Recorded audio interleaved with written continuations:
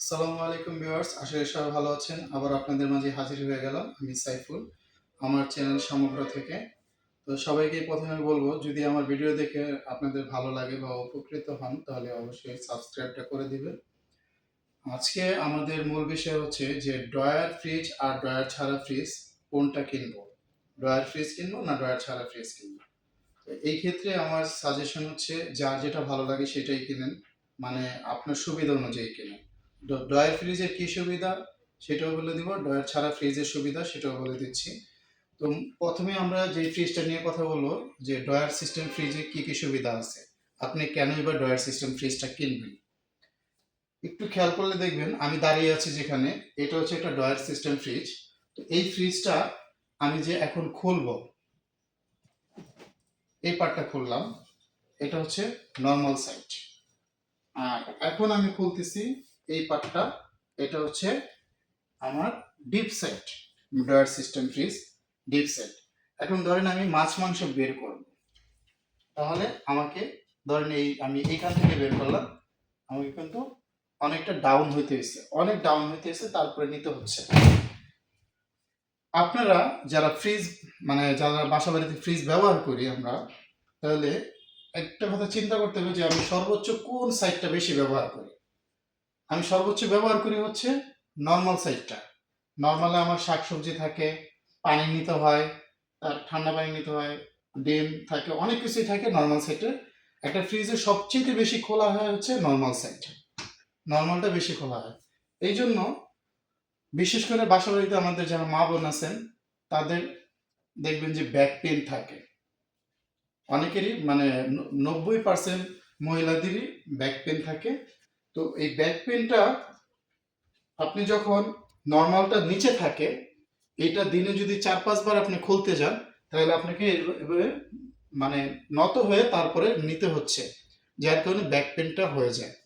হুট করে অনেকের ব্যাক পেন হয়ে যায়, কোমরে ধরে ফেলে।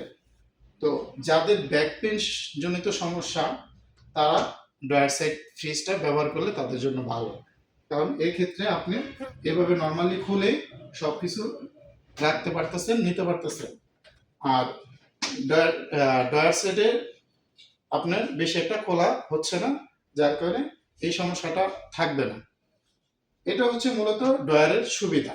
এই একটা সুবিধা, এটা হলো একটা সবচেয়ে বড় সুবিধা, যেহেতু নর্মালটা বেশি খুলতে হচ্ছে। সেই ক্ষেত্রে যাদের ব্যাক পেন জনিত সমস্যা এড়াতে চান, তারা ড্রয়ার সিস্টেম ফ্রিজ কিনতে পারেন।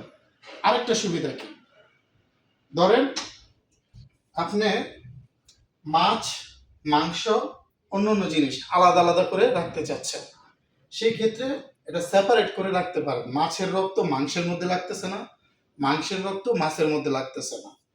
তারপরে হচ্ছে দুধ, ডিম, ধরেন দুধ রাখতে চান, আইসক্রিম রাখতে চান, সেটার ক্ষেত্রেও আলাদা করে আপনি সেপারেট করে রাখতে পারতেছেন। সেই ক্ষেত্রে একটা আলাদা ড্রয়ার আপনি আলাদা করে রাখছেন, শুধুমাত্র ডিম, আইসক্রিম, দুধ এগুলা রাখার জন্য।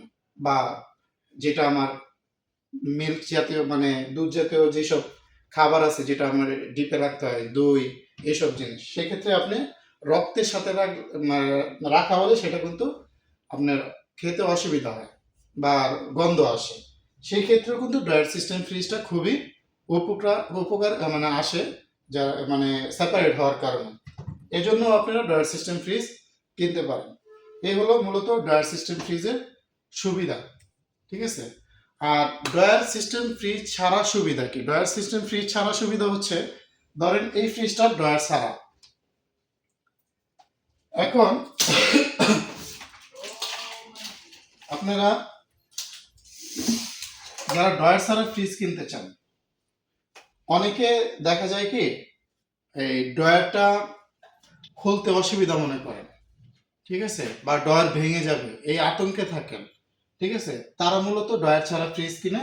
আর যারা অতিরিক্ত ডিপ ইউজ করেন, ঠিক আছে, অতিরিক্ত ডিপ নর্মালটা ইউজ হয় না, তাদের জন্য হচ্ছে ড্রয়ার ছাড়া ফ্রিজটা, ঠিক আছে। তো সেই ক্ষেত্রে আপনি উপর থেকে সবকিছু নিতে পারতেছেন।